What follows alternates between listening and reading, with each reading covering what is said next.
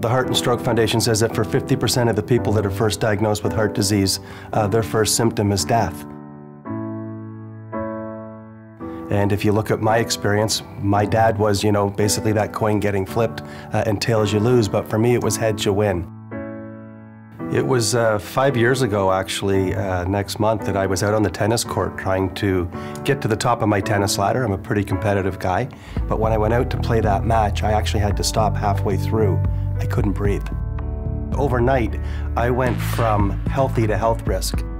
5 weeks of tests later, it was determined that of my 4 main arteries, 3 were clogged at 100%. I was barely firing on 1 cylinder. Those 5 weeks of testing was really the longest period of my life, to be quite honest with you.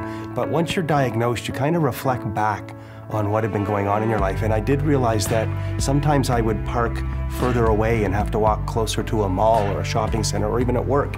And I was winded when or short of breath, really, when I got to the end of that journey. So it was there, I just didn't recognize it. And to be quite honest with you, I didn't know that shortness of breath was a symptom for heart disease. You really can't put a price tag on the work that the Heart and Stroke Foundation does in the research and the investments that they make in giving back to the community. Here I am 5 years after my surgery, back on the tennis court, living really a normal life.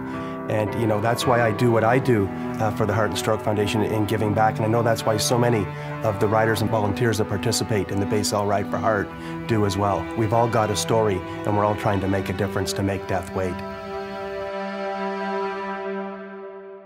The riders that support this cause really help folks with heart disease at different levels. Some of it is for prevention. Some of it is for people like myself to continue to have a quality of life post-surgery and to ensure that we can reach those life milestones like I did this past November when I got to walk my eldest daughter down the aisle on her wedding day.